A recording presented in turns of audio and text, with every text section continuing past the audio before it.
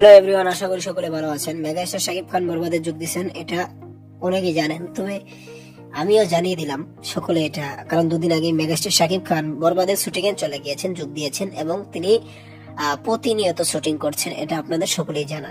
এবং আমি আজকে এইখানে একটা নতুন খবর দিচ্ছি যে আজকে ইধিকা পাউল, অর্থাৎ আমি ভিডিওটা আগামীকাল ছাড়বো, অর্থাৎ এই হিসেবে গতকাল হয়, আগামীকালকে ছাড়বো, কারণ এই কারণেই আপনারা হয়তো গতকাল বলতে পারেন।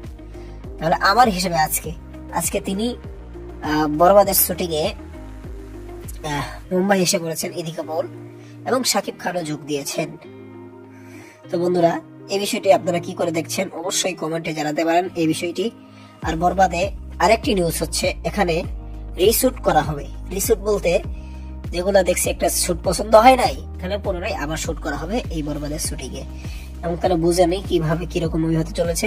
তো আজকের ভিডিওটি এ পর্যন্তই, ধন্যবাদ পুরো ভিডিওটি দেখার জন্য।